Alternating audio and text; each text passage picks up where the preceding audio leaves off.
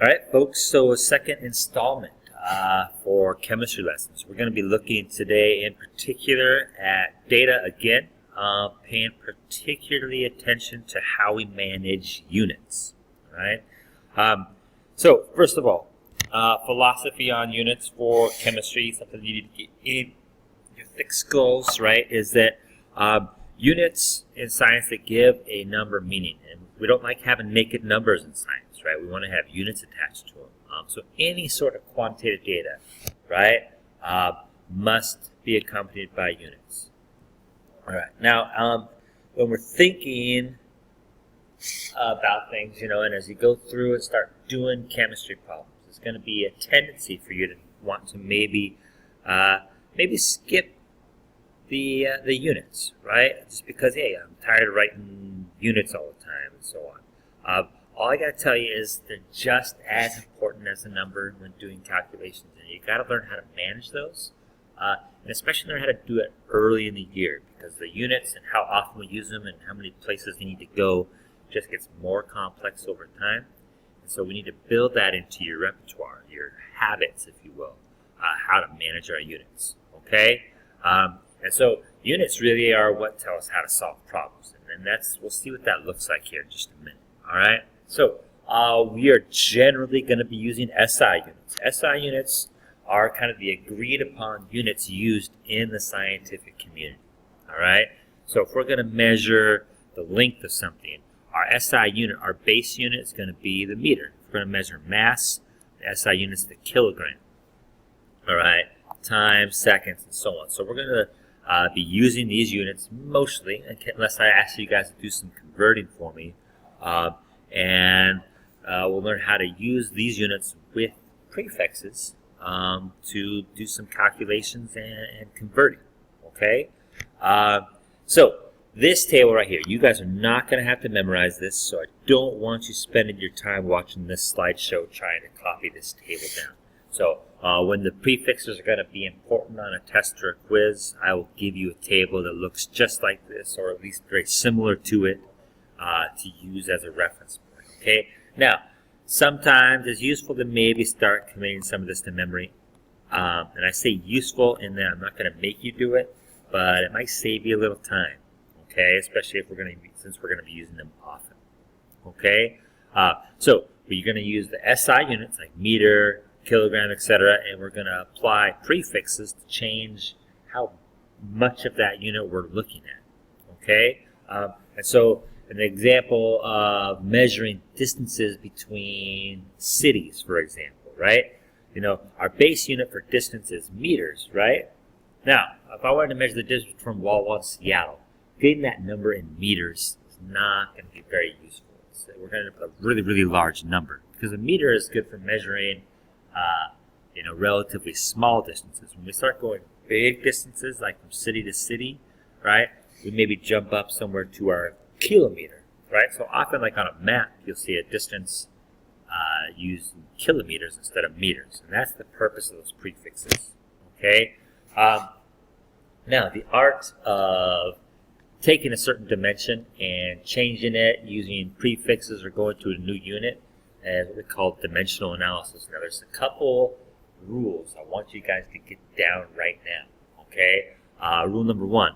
If you're moving to a larger unit prefix, and the way that would look, right? So moving to a larger unit prefix, the way that would look is on this table, you're going up, right?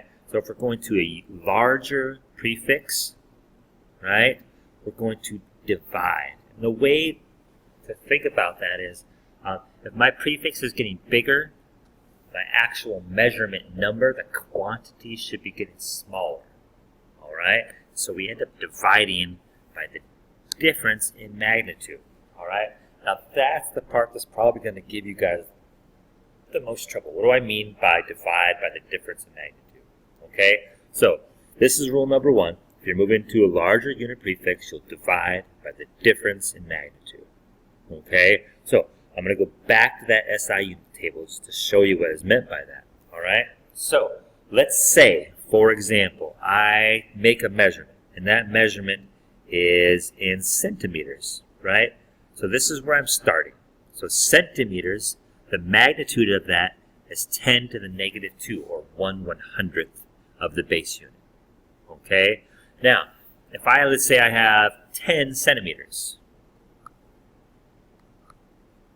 Okay?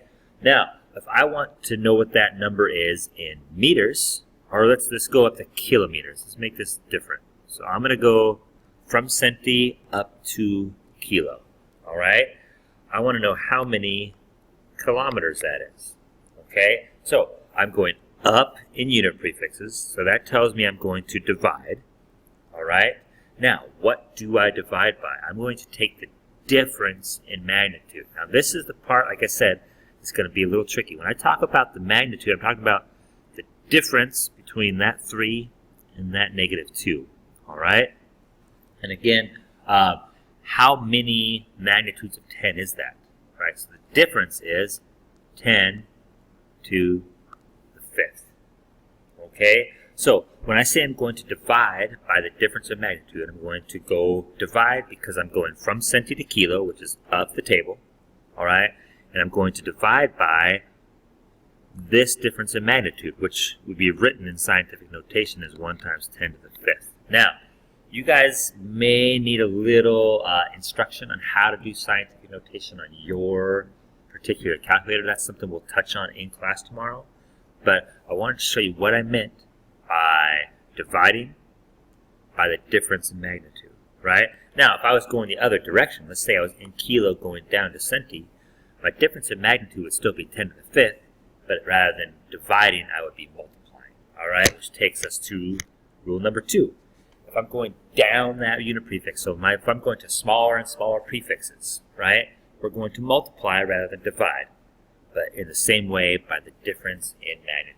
And we'll put this into some practice problems with you here in just a minute, and we'll do a bunch of these in class to help drive this idea home. But I just want you walking in, right, with these 2 rules in place and some sort of context with which what I mean when I say those values. Okay? So, what do I mean by difference in magnitude?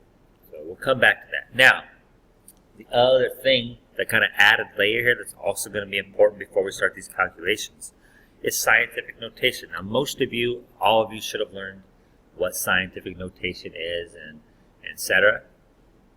We want to spend our time making sure we do it right and understanding when we should use it. So first of all, if we're dealing with very, very large numbers or very, very small numbers, right, we always want to put those in scientific notation because it just gives us a more manageable number to work with without changing the actual value of that number, all right?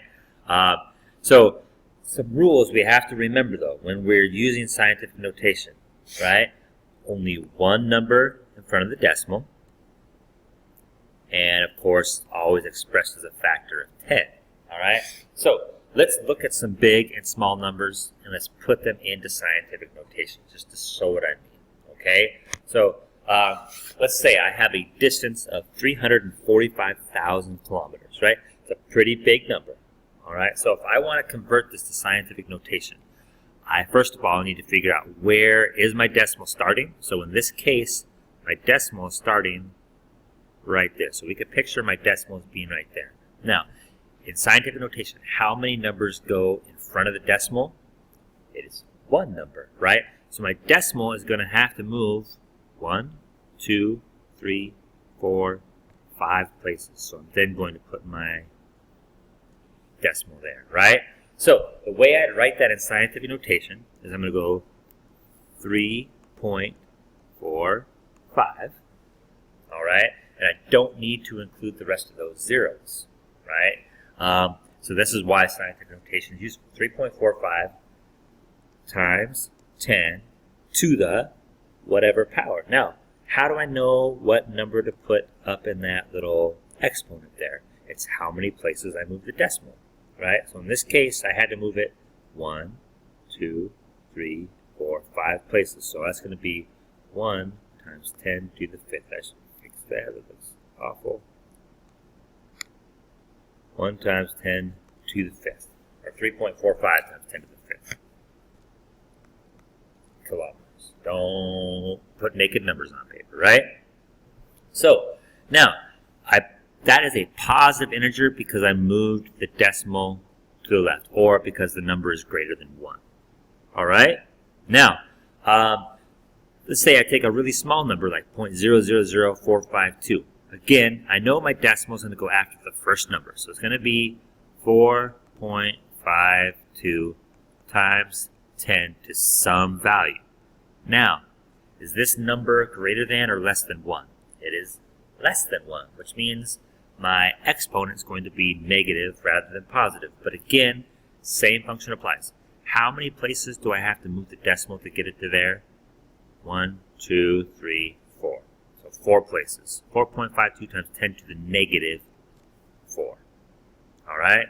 So this number is bigger than 1.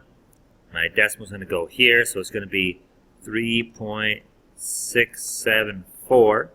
Leave off the zeros times 10 to the 1, 2, 3, 4, 5, 6, 7, 8, 9, 10.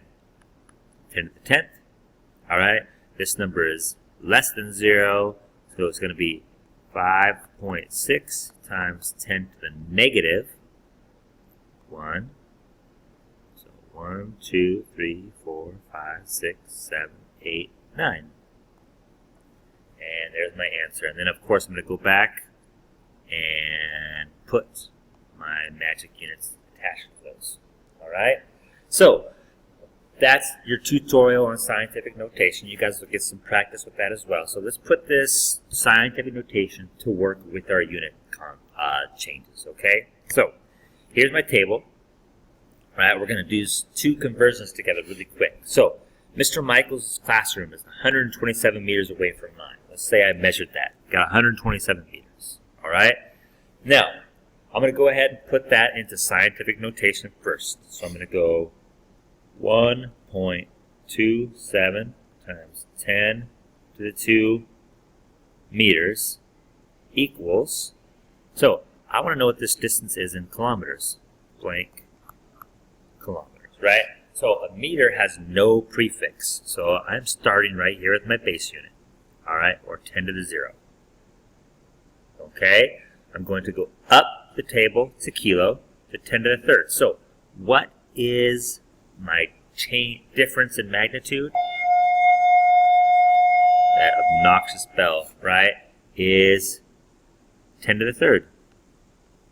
Okay, so how I figure this out is I am going to take this starting number, right? I like to put them in a fraction over 1 just for placeholders.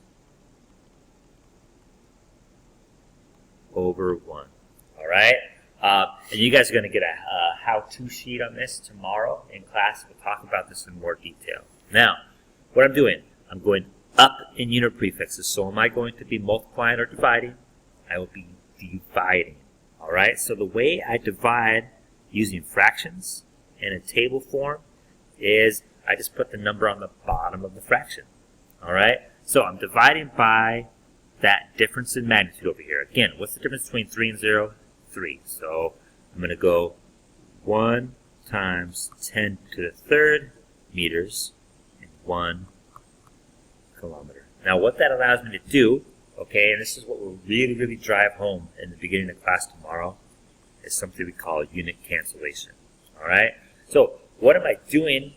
Essentially, is I'm just dividing 127 by 1,000. That's what I'm doing in this, okay? What I'm teaching you guys how to do is manage your units so that down the road, when it's not just a simple one-step conversion, we understand the logic behind setting things up this way. And again, I'm thinking about March, April, May for you guys, which you don't really have that in your frame of reference yet, okay? So you're going to have to trust me that writing things out this way now will make life easier for you later on. All right? So we do that quick division. We go 127 divided by 1,000, or we can do it in scientific notation on a calculator. We should get 1.27 times 10 to the negative 1 kilometers. All right? Now, if I want to know that distance in millimeters, right, this time I'm going down the table from the base unit to milli, right? And I'm going from 10 to the 0 to negative 3. Okay, so again, What's that difference in magnitude? 10 to the third, right? But rather than dividing, I will be multiplying, right? And so I'm going to go 1.27 times 10 to the 2 meters over 1. And so since I'm multiplying this time, meters goes on bottom because it's on top here. Again, that's in our how-to sheet. Whatever unit starts on top goes on bottom in step 2. All right? And I'm going to millimeters. Now, because I'm going down the table, I'm not going to divide by 1,000. I'm going to multiply by 1,000, which means I put it on top. All right? And so when I do that multiplication, I should go 1.27, so 127 times 1,000, or 1.27 times 10 to the 5th millimeters would be my answer there. Okay? Now, I just wanted to give you guys a quick example of how to do this. Like I said, we're going to hit this really hard at the start of class tomorrow. But if you can walk in with just some basic context and frame of reference for what I'm talking about, it'll just make that conversation all the better. All right? And that'll be it for lectures this week. We'll just be working on this through Thursday. All right?